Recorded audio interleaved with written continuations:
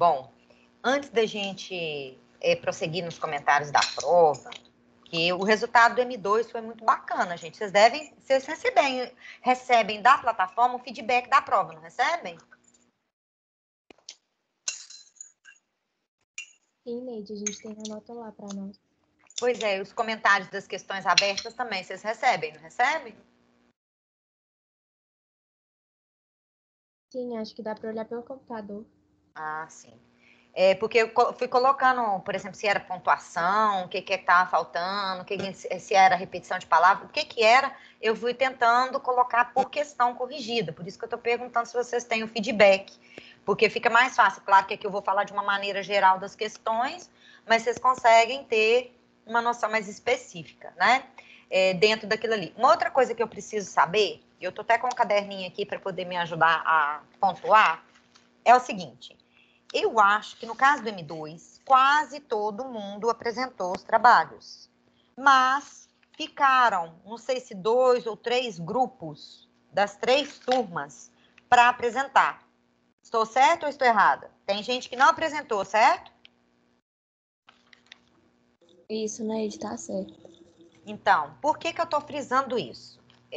Às vezes até a gente apresenta hoje, se vocês estiverem com isso engatilhado e tiver em mãos. Se não, a gente tem aula na segunda-feira. Segunda-feira acho que é 9h15, se eu não estiver enganado, porque a aula dessa segunda sou eu. Até acabei de confirmar com a Elaine que eu estava morrendo de medo de agendar errado. Aí eu agendo, ela agenda, vocês ficam sem saber. Opa, peraí, aula com quem mesmo? Mesmo horário, né? Então, porque segunda-feira é aquela aula alternada que a gente tem. Por quê? Esses que ficaram faltando, seria interessante e importante que façam, que apresentem, porque o trabalho do vídeo vale 5 pontos. Como é que eu estou avaliando o trabalho do vídeo para vocês terem uma noção? É claro que no meu caderninho está anotado como conceito, eu vou transformar esse conceito em nota. Eu estou valorizando a construção do trabalho em 3 pontos e estou avaliando em 2 a apresentação. Beleza? Ficou claro para todo mundo? Então, o trabalho do vídeo vale 5. Então, não dá para a gente ficar deixando passar. E todo mundo precisa estar integrado nisso. Então, eu acredito que faltam, se eu não tiver certeza, um grupo do M1A, M2A, melhor dizendo, um grupo do deixa eu ver se eu não estiver enganada, ó, não apresentou, ok. Do M2B, parece que todos apresentaram. E 2 grupos do M2C, se eu não estiver enganada.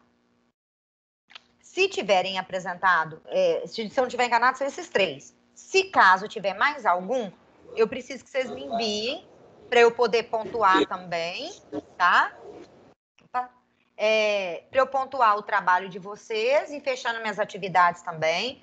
Estou tentando atualizar meu arquivo que eu já tinha mandado para vocês lá no acadêmico, com todas as atividades listadas do ensino remoto. Lá não vai estar só atividade, não. Está tudo que aconteceu na nossa aula, nas nossas aulas, desde o início do ensino remoto até hoje. Eu preciso atualizar isso, porque depois do recesso para cá tem algumas lacunas, então eu preciso atualizar e vou postar lá para vocês, mas eu aviso vocês. Eu acredito que até segunda eu já consigo postar isso para vocês poderem se inteirar, ver se tem alguma coisa. Atividades que ficaram no caderno, eu vou marcar quais as que vocês vão fotografar para vocês me enviarem. E provavelmente vai ser por e-mail. Por quê? Porque lá vocês conseguem anexar mais fotos para eu poder visualizar, mais fácil que lá no Clipe Escola. Segundo o pessoal do M1, fica mais fácil por e-mail. Então, é o que vocês acharem mais fácil. Para mim, tá tranquilo. Beleza? Só mesmo para pontuar isso, porque senão a gente acaba levando para o outro lado. Nós temos um convidado. Matheus, você já está aí? Sim, estou. Bom dia. Bom dia. Bom, eu vou abrir a aula de vocês. Vocês já estão visualizando frases aí, não estão? Vou abrir o nosso comentário com essas 2 frases que vocês estão vendo aí falando de amor próprio. Até tinha separado um videozinho da Monja falando de amor próprio. Mas no lugar do vídeo da Monja hoje, eu acho que trabalhando e essa questão também da autoestima, do amor próprio, porque eu acho que tem muito a ver com isso, do nosso lado emocional, do nosso lado sentimental. Eu trabalhando um pouco mais essa questão das nossas emoções.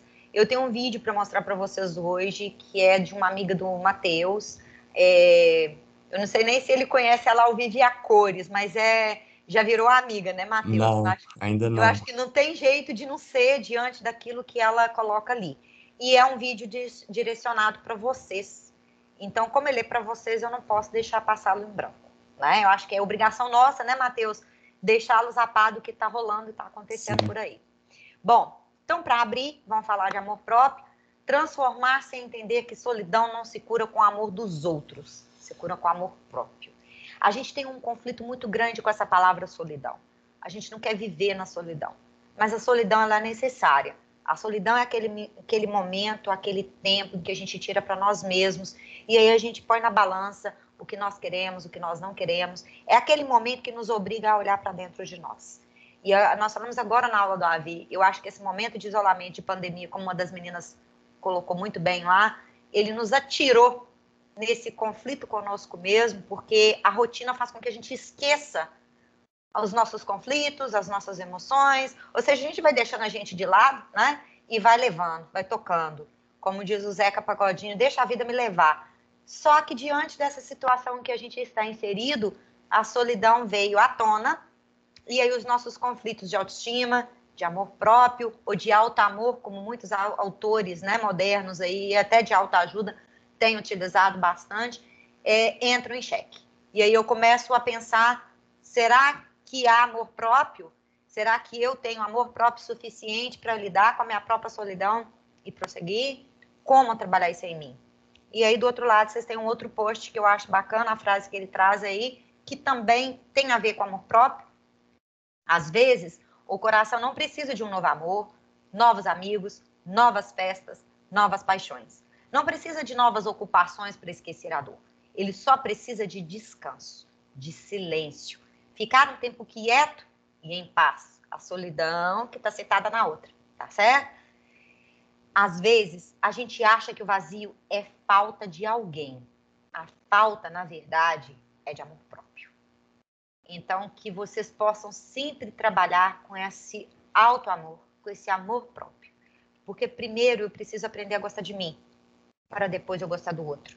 Eu tenho uma amiga que ela brinca que a gente tem que se gostar 5 vezes primeiro, para depois se aprender a amar o outro. Porque se você não se colocar em primeira mão, em primeiro papel, o amor que você vai dar ou doar ao outro, ele não é um amor tão inteiro, porque você não se conhece, você não se percebe, né? E a ideia do relacionamento abusivo fica muito mais fácil quando abaixa a autoestima, que é o que a Monja traz pra gente, na fala que eu até separei dela, mas a gente vai focar na fala da Ju. Eu vou fazer, Matheus, igual a gente fez na outra, tá? Eu vou jogar o vídeo e depois você insere o comentário que eu acho que é importante. Tá, beleza? Bom, gente, essa convidada que veio, né, eu acho até que eu vou fazer o compartilhamento de tela de novo, Matheus. Eu acho que eu não coloquei compartilhamento de áudio. A gente esquece de clicar, sabe? Tenho quase certeza. A hora que eu compartilhei a tela aqui, eu acho que eu não marquei o áudio, senão vocês não escutam a voz da Ju. E o vídeo dela tem alguns pedacinhos que ela fala um pouco mais baixo, aí tem que ficar mais atento. E é uma fala muito bacana, realmente não fala. Bom, vocês estão visualizando? Ainda as frases? Sim? Sim. Então, beleza. Vou soltar, se não tiver sem áudio, vocês me avisam, mas eu acho que agora vai estar ok. Oi, gente. Eu sou a Juliana, sou uma das voluntárias dos Inumeráveis e cheguei até vocês por intermédio do Matheus, que é meu colega de voluntariado no grupo. Eu não consigo começar esse vídeo de outro jeito que não seja dizendo muito obrigada para vocês. Muito obrigada por me darem esperança de que a gente vai viver dias melhores, porque eu acho que vocês são pessoas muito melhores do que eu era na idade de vocês. Obrigada por serem pessoas tão sensíveis. Eu cheguei a fazer uma lista aqui, mas a minha memória não é boa, então eu prefiro não citar. Mas eu me emocionei demais com os vídeos de vocês, com os poemas que vocês fizeram.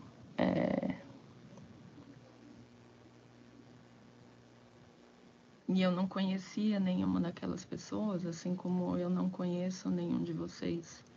Mas vendo aquelas histórias que já eram bonitas, as histórias que a gente publica são histórias muito bonitas. A gente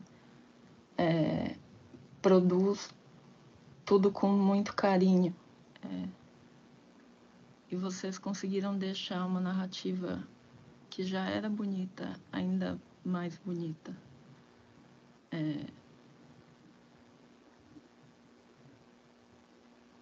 Muito obrigada. Não consigo fazer nada diferente de agradecer vocês.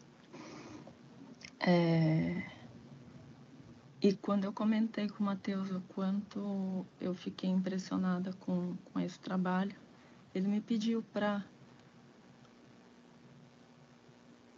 agradecer direto para vocês. E eu fiquei muito lisonjeada. E queria contar também um pouquinho de como é importante ver que as coisas que a gente enfrenta importam para além da gente. Eu comecei a trabalhar como voluntária nos Inumeráveis por um caminho que não é o caminho que eu gostaria de ter escolhido. Meu pai faleceu, meu pai teve Covid e não conseguiu superar a doença. E quando ele faleceu, uma amiga sugeriu que eu escrevesse uma homenagem para ele nos Inumeráveis, e eu fiz isso.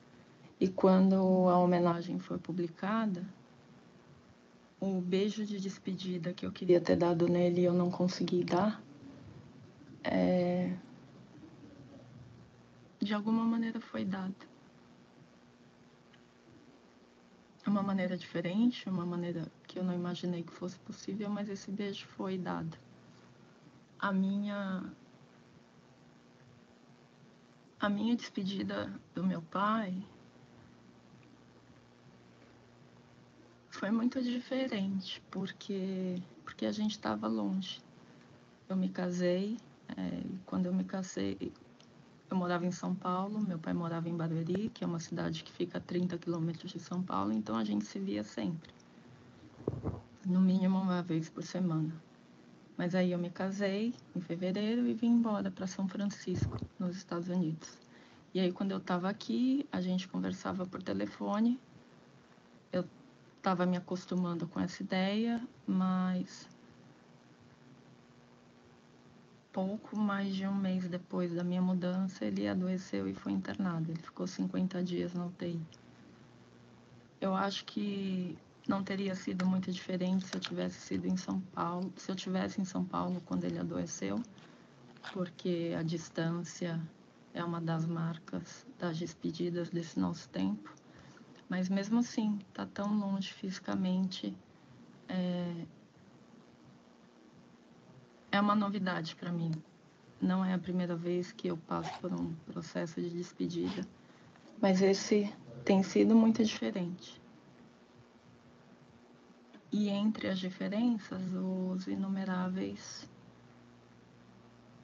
trouxeram, acho que a melhor diferença de todas, que é a oportunidade de ver o amor que eu tinha pelo meu pai multiplicado.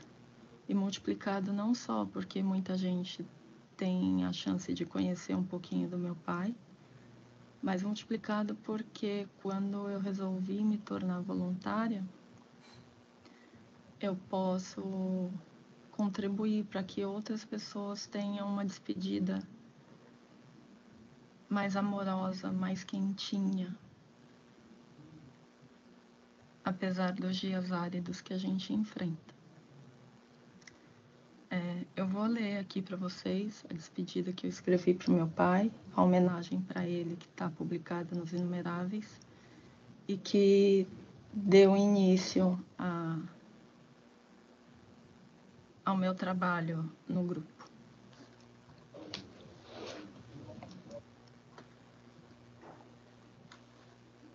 José Cândido Ferreira Filho. Ele nasceu em 1945 e faleceu em 2020. Quem dança tango sabe. A condução ocorre pelo peito. Cândido atravessou a vida como quem desliza por um tablado argentino, escorregando de coração aberto e macerado pelo drama. Mantinha um relacionamento abusivo com a vida. Levou a melhor várias vezes. Ela sempre seduzida a tentar de novo. Pai de 3 filhos, marido de um casamento, homem que teve pouco tempo de ser menino. Temperava a inconstância dos sentimentos com o tabaco. Começou a fumar aos 6 anos de idade. Autodidata. Aprendeu sozinho a andar de bicicleta, a falar espanhol, a dançar, a cozinhar, a despedir-se. Viu a mãe dos filhos dele partir e pouco depois a filha caçula. Falava sempre nesse reencontro, adiado possivelmente pela preocupação em proteger quem ainda estava por aqui, incluindo uma gatinha, companhia das tardes no sofá. Seguem juntos.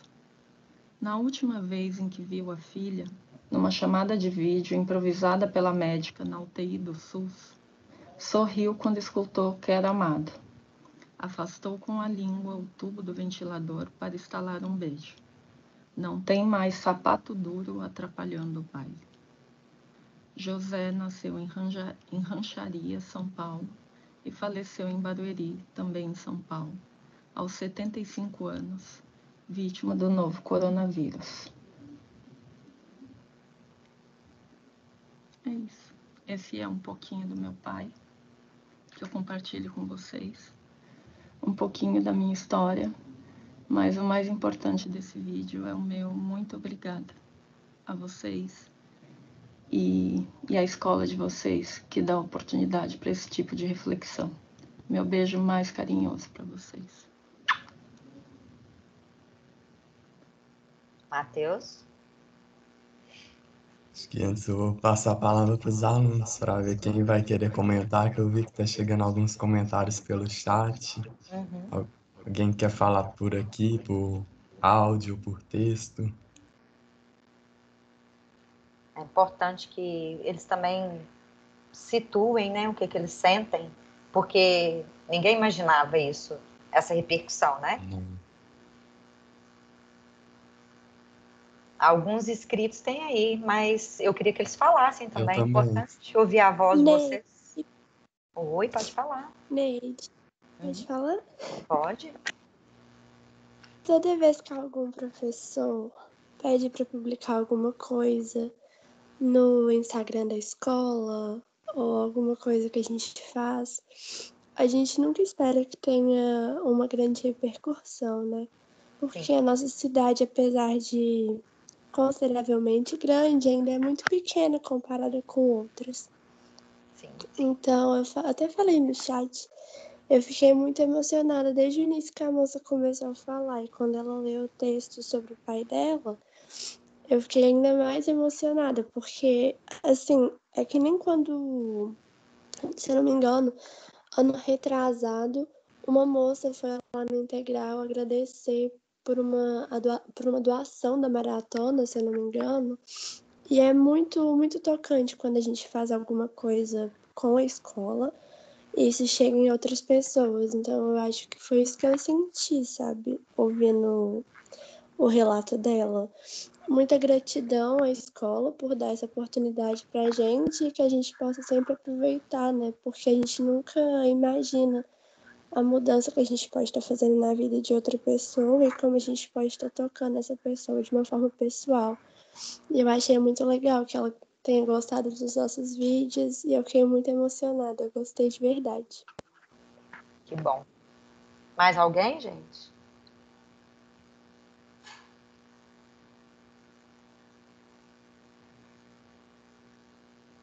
Pode falar, Matheus. Abre a câmera para os meninos te verem. Eu acho importante você falar também. Bom, Neide, acho que nem nós eu e você, nem os alunos imaginavam a repercussão que esse trabalho ganharia. Vocês não têm ideia do tanto de elogios que Que a vocês gente estão recebendo. tem recebido por causa dos trabalhos que vocês fizeram, dos vídeos, dos poemas concretos, dos podcasts. Todo mundo querendo saber e conhecer quem são os alunos e quem é o Integral. Tem alguns que já falaram, ó, quando acabar a pandemia eu quero ir aí conhecer de perto. Verdade. Vocês são muitos. Vocês não têm ideia aonde que os trabalhos de vocês chegaram. A Ju, que hoje está morando lá nos Estados Unidos, eu acho que eu nem comentei com a Neide, ela virou e falou assim, nossa, se a gente, voluntário, se emociona vendo o trabalho que os alunos fazem, imagina se as famílias pudessem ver. Quando a gente postou, né, no Instagram, foram vários também, né, curtidas, comentários. Até semana passada, o Memorial Inumeráveis compartilhou nos stories um vídeo que, acho que se não me engano foi a Rayane que fez, que marcou eles repostaram. E ganhou uma dimensão enorme além da sala de aula, do Integral de Divinópolis, está alcançando o mundo inteiro. São vários convites que a gente tem recebido para falar sobre esse trabalho. Várias outras pessoas, muito bacana, posso compartilhar, posso fazer também aqui, servindo de inspiração para várias outras pessoas. Várias outras escolas. Sim, porque isso que a gente fez aqui no Integral é algo inédito, trazer a realidade, o momento tão difícil que a gente está vivendo, principalmente aqui em nosso país, para dentro da sala de aula com um olhar de sensibilidade, de emoção, de empatia. Tudo isso é muito importante. Segunda-feira agora, eu e a Neide, nós fomos convidados a participar de um retângulo de conversa que foi mediado por professoras da Universidade Estadual do Rio de Janeiro. Tinha convidados da Da Universidade Bahia, Federal da Bahia, São sim, Paulo, do tinha Sul. gente do Brasil inteiro e todos ficaram muito sensibilizados, muito emocionados, agradecendo a vocês pelo que vocês fizeram. Eu falo com a Anitta, assim, a gente aceita um convite, chega mais 3. Tem uma revista brasileira de autobiografia que também convidou a gente para uma entrevista, um artigo relacionando o trabalho do Memorial Inumeráveis com esse que nós fizemos aqui no Integral. Tem mais convites chegando. E essa é a dimensão que o trabalho de vocês ganhou. A gente fica muito feliz, muito grato por vocês, né, terem topado primeiramente me ouvir apresentar o trabalho do Memorial Inumeráveis, a Neide que propôs brilhantemente essa atividade que foi abraçada e feita com muito carinho por todos vocês. E quando eu mandei lá, a Ju foi uma das que mais ficou emocionadas. E lá no grupo nós somos centenas de voluntários. A gente também não gosta de falar em números, nem de voluntários, de histórias já publicadas, são sempre inumeráveis. E eu fiquei conhecendo ela no domingo retrasado, numa live que teve no Instagram do Memorial e que ela foi a mediadora. E o tema eram 2 filhos que são voluntários hoje no Memorial e que o pai morreu vítima do coronavírus. A live está salva lá no @Inumeráveis Memorial. Foi uma live muito forte, muito bonita, muito emocionante. E por isso que eu pedi ela para gravar um vídeo em nome, né, de todos os voluntários para agradecer a vocês por tudo que vocês têm feito. É um momento muito difícil que a gente está passando, né, na história da humanidade.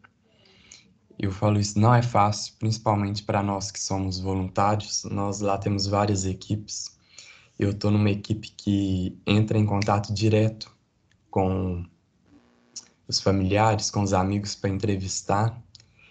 E é muito forte. Não é todo mundo que dá conta. Tem gente que entra no memorial, fica uma semana, sai. Você tem que ter um emocional bom, você tem que estar bem consigo mesmo para estar disposto a conversar com o outro.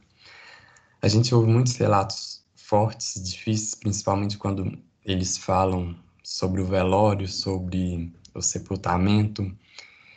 E a gente busca energia um no outro, assim como o Girassol ano passado no Integral, a gente busca ajuda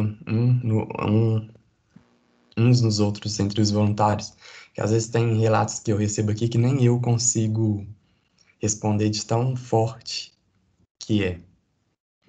Não sabia lidar direito com o luto, tive que aprender agora, durante a pandemia, a gente acaba virando um pouco psicólogo, né, dessas pessoas que eles querem falar e a gente está aqui disposto a ouvir.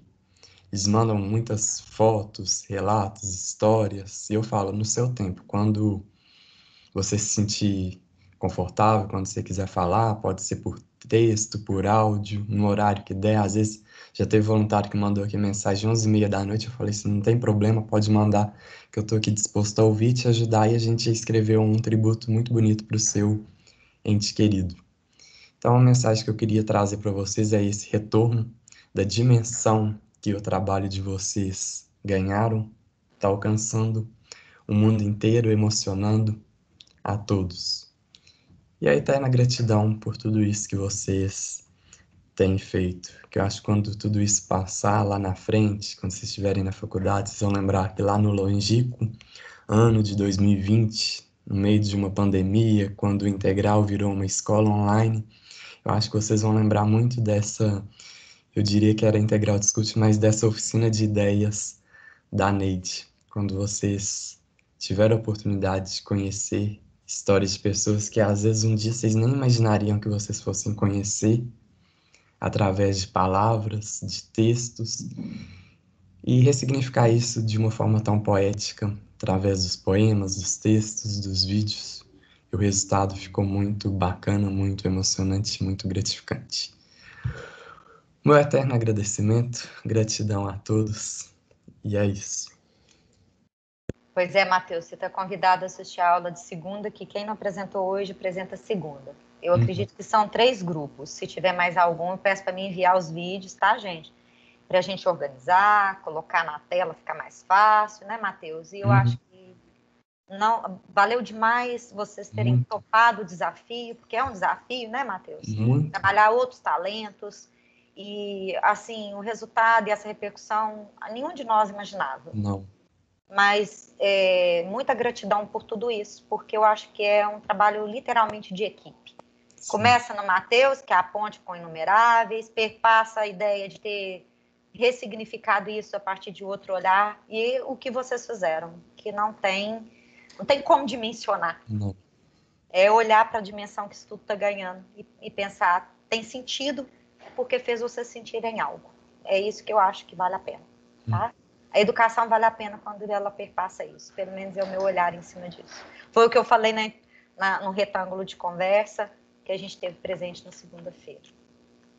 Alguém quer fazer algum comentário? Eu vou compartilhar a tela e jogar as questões da prova. Matheus, se quiser ficar até o final, mas... Fico sim. Né, por outros ganchos, mas eu acho que precisava desse feedback. Não podia passar em branco. Não. Né? A Ju precisava falar para eles, não só para nós. Né?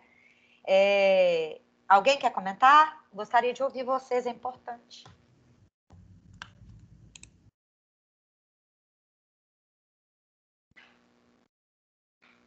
Podem falar, viu, gente? Eu estou compartilhando a outra tela aqui e gostaria que vocês falassem. Tem alguns aí no chat, no bate-papo falando, mas eu acho importante ouvir a voz. A gente já não vê vocês, aí é ruim, vocês não imaginam. Faz falta.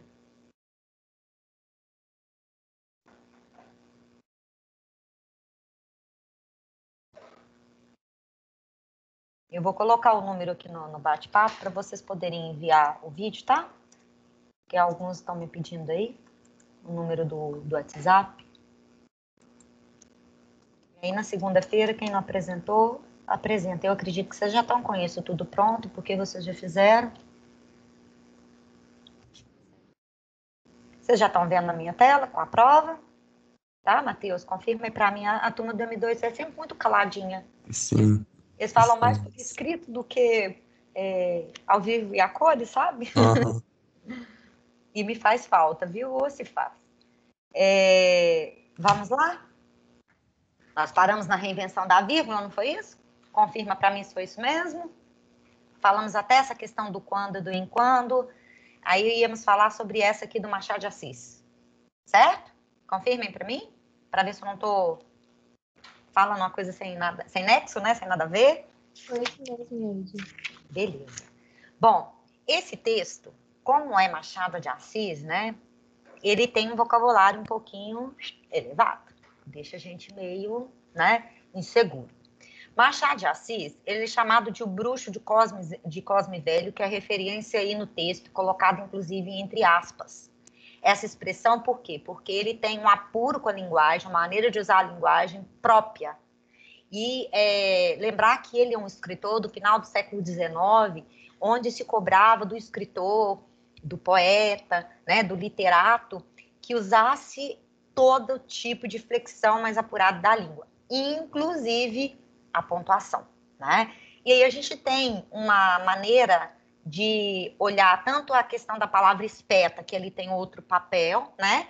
Quanto o papel ali do próprio uso da pontuação específica, que é uma das nossas abordagens nesse primeiro semestre no M2, certo? Então, é uma questão da FUVEST 2020. Eu comentei agora com o avançado uma outra questão da FUVEST, não é essa, mas que eu acho que é válido. Toda vez que vocês veem ou verificarem que aparece uma questão da FUVEST, as questões tendem a ser, claro que a gente não pode colocar isso como uma totalidade, mas tendem a ser questões muito bem elaboradas, questões inteligentes, que façam pensar, né, que fazem pensar, que fazem a gente refletir, que fazem a gente fazer associações que normalmente em outras faculdades, em outros sistemas de ensino, a gente não visualiza. Tá? Então, a FUVEST, ela sai do lugar comum e exige que o aluno também o faça. E ela faz uma ponte quase sempre com a literatura. Esse texto, ele fala do Machado de Assis, mas ele não é do Machado de Assis. O fato de conhecer um pouco do Machado de Assis ajuda a gente a interpretar o texto de uma forma mais consistente. Detalhe, tá, gente? O Machado, ele é conhecido como o escritor mais importante do realismo brasileiro. Ele é um dos acadêmicos, vamos dizer assim, né, que é da Academia Brasileira de Letras, mais importantes. Ele foi considerado o maior brasileiro do século XX, se eu não estiver enganado, tá? Justamente pela sua representatividade na literatura. A obra que fez com que ele tivesse essa maior representatividade é o Memórias Póstumas de Brás Cubas, que é a obra realista de maior significância, de maior papel dentro da literatura brasileira. Particularmente, meu caso, tá? Vou falar de mim, porque eu acho que aí você tem um olhar daquele que é consagrado como tal e o olhar que eu já li as obras dele quase todas, né? Pelo menos ele é muito mais conhecido pela prosa, ou seja, pelo texto narrativo, que conta histórias, essa coisa toda, mas ele era poeta também, e tem muitos sonetos, muita coisa escrita aí, principalmente em homenagem ao grande amor da vida dele, que era a Carolina, né, que foi esposa dele. Ela morreu, acho que uns 4 anos antes dele, e depois da morte dela, ele perdeu muito do seu brilho, até ele também depois partir, tá? Acho que ele perdeu a sua musa inspiradora, vamos dizer assim, tá? Há várias especulações nessa relação do Machado de Assis com a Carolina também. Bom, uma curiosidade, por que eu estou falando do Machado de Assis? Por ele ser mais conhecido pelo Memórias Póstumas de Brás Cubas, que é uma história de um personagem que depois de morto escreve a sua própria história, tá?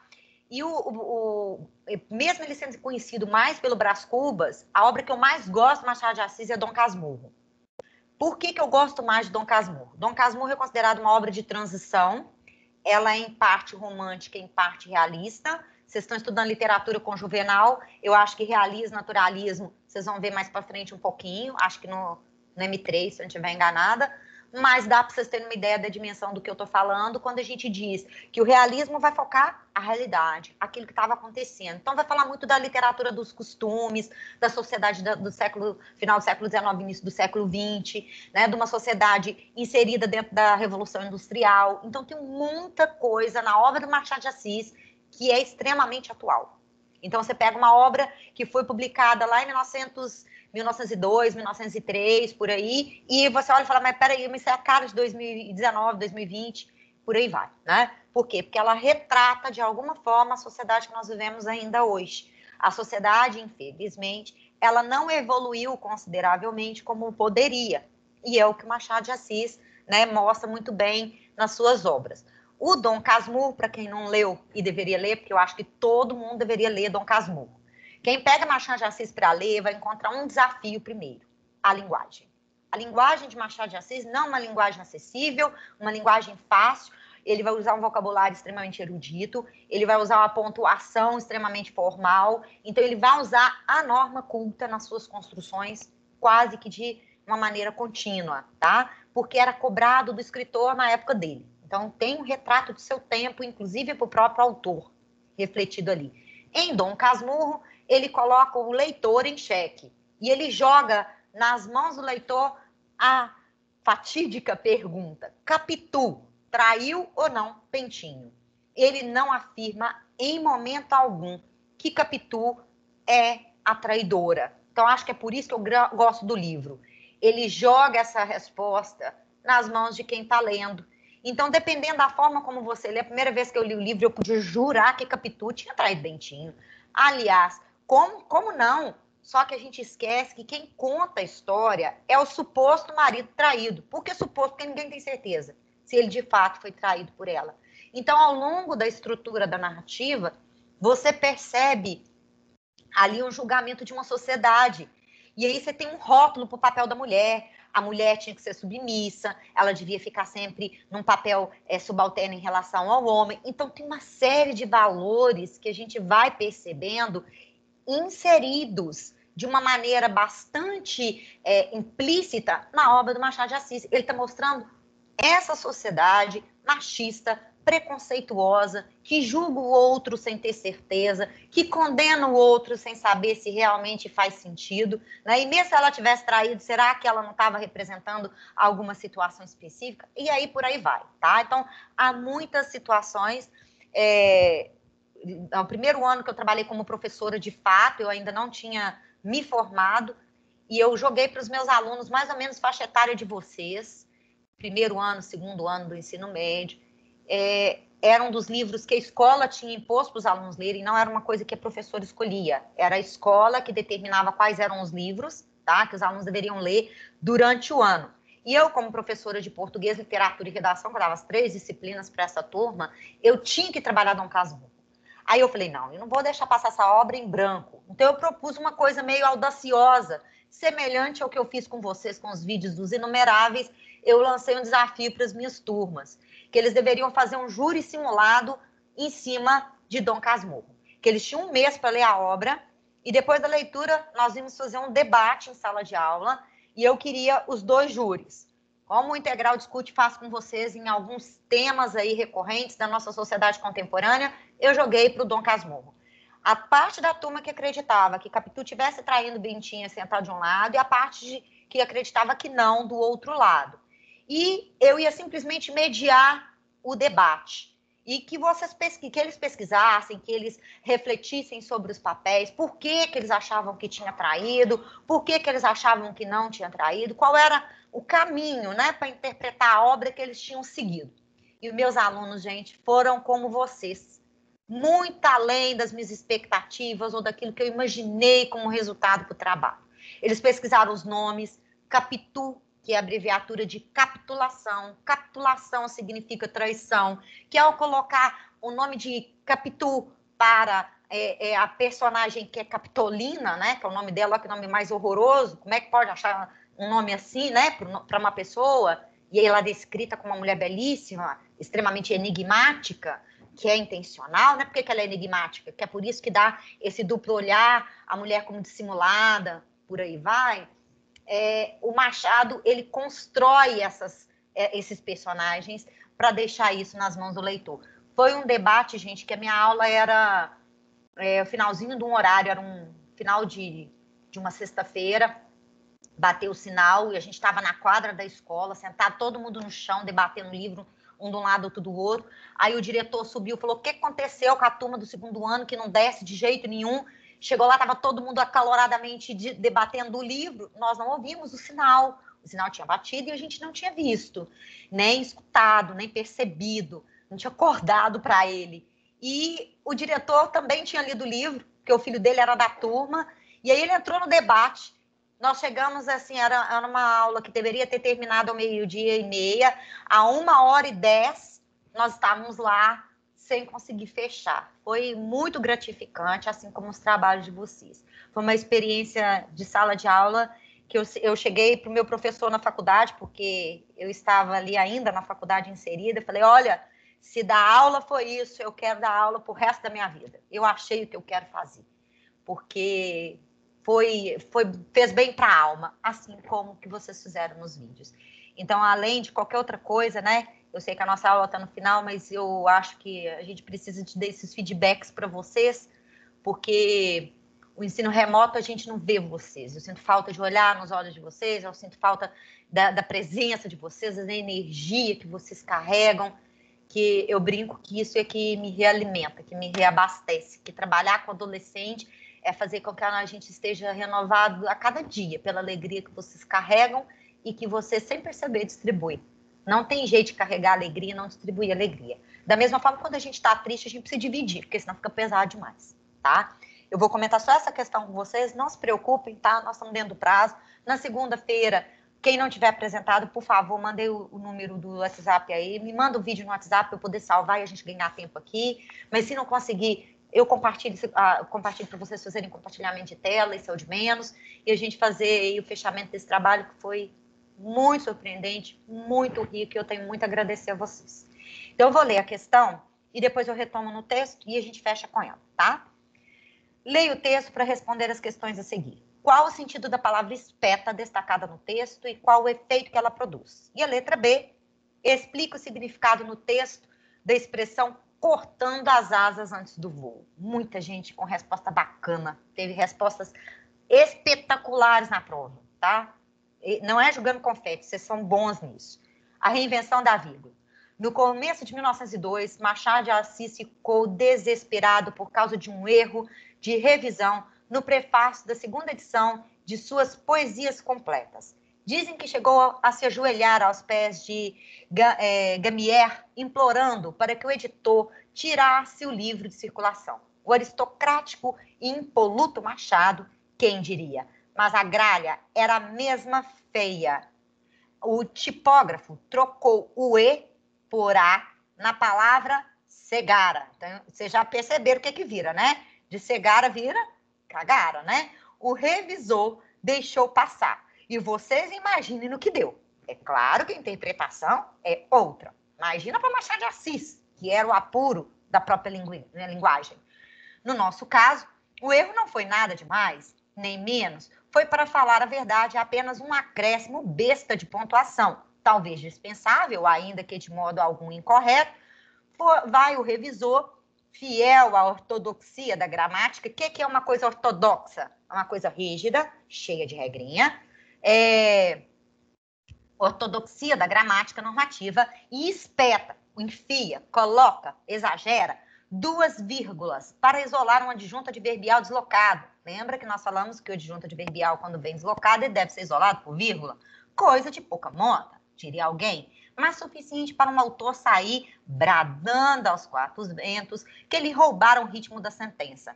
Um editor experiente traria um cafezinho bem doce a conter o ímpeto dramático do autor de primeira viagem. Talvez caçoando, deixa de onda, e a lembrá-lo, valha-me Deus, que ele não é nenhum bruxo de Cosme Velho. Ele não era? Ainda. E assim, lhe cortando as asas antes do voo. Então, vocês interpretaram isso muito bem. Eu espero que vocês tenham os comentários da questão. A gente pode até voltar nessas 2 análises aqui, que eu acho válidas, tá? O valor do espeto é metafórico, é óbvio. Não bastava dizer que era metafórico, tinha que dizer qual é o sentido que foi dado ali, beleza? e na outra do Cortando as Asas Antes do Voo, que é uma expressão que eu acho muito significativa que a gente precisa frisar.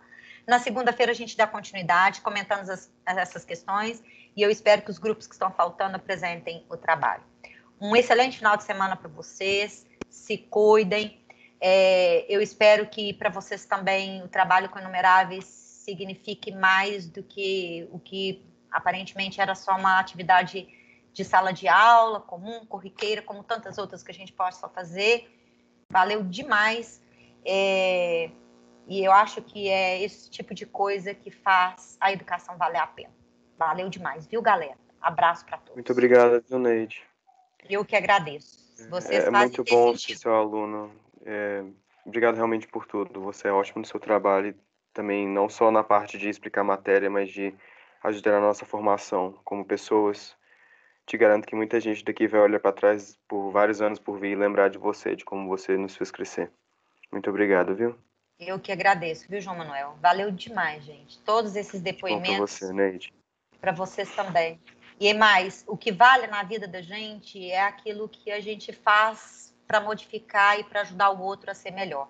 Então, eu acho que a educação perpassa isso. É por isso que eu acho que o trabalho ligado aos inumeráveis, como intertextualização, está ganhando a dimensão que está, porque faz a gente ressignificar o papel da nossa vida, o nosso valor enquanto ser humano. Valeu muito. Muito obrigada. Bom final de semana a todos. A gente que agradece. Se cuida, Neide. Vocês também. Se cuidem.